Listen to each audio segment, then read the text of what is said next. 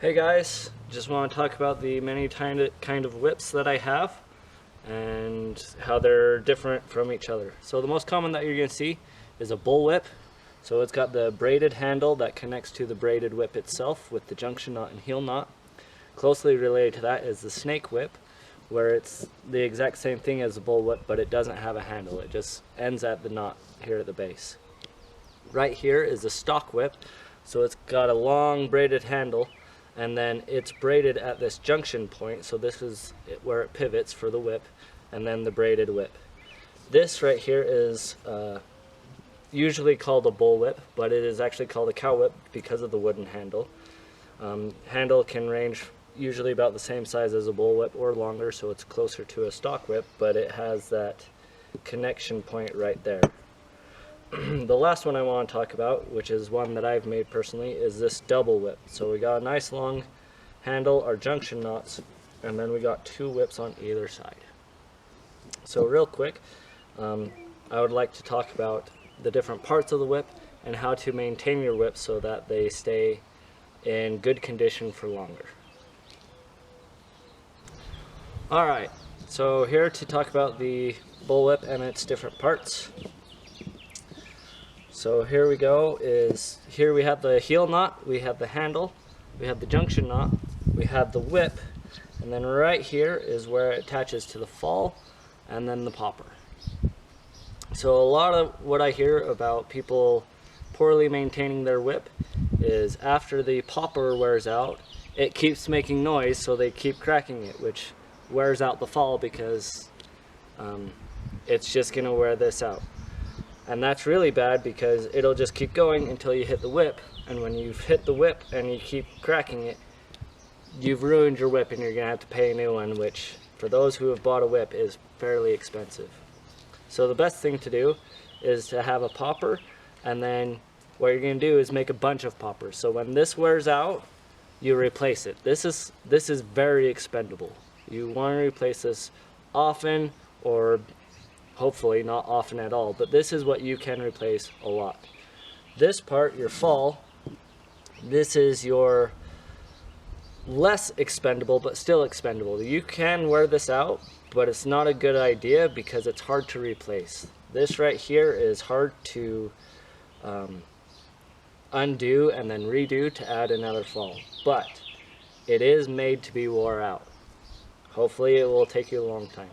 One of the ways to help your fall last better and do better is to take the knots out. So if you're cracking a whip and it ties a knot, get that knot out.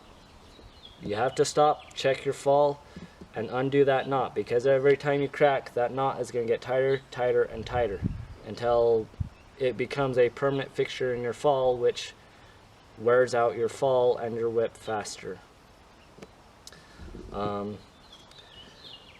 So for maintaining a whip, paracords are usually easier. This one's wax, so I'm not worried about it getting wet, but I'm not going to leave it out in the rain. Just like any other toy, if you want to keep it nice, don't leave it out to be wore out.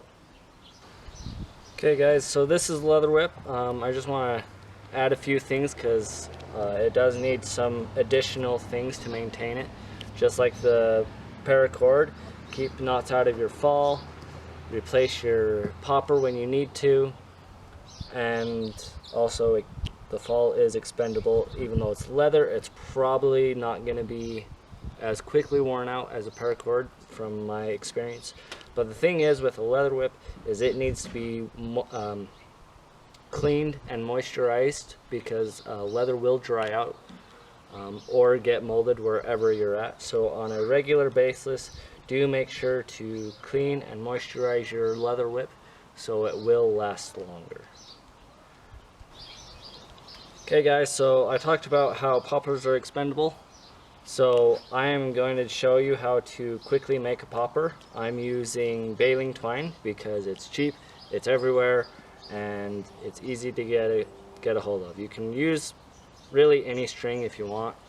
It just depends on how fastly it's going to wear out. So with baling twine, I'm going to undo it so I have a smaller amount to work with, which means one baling twine string is gonna make me a lot of poppers. So let's see, that's probably a good amount. So what you're gonna do is you're gonna twist this in a direction. You're gonna twist it really nice and snug, and then you're gonna fold it in half, and then you're gonna twist it in the opposite direction. I actually don't know if I twist that in the opposite direction, but you want it to get nice and tight right there.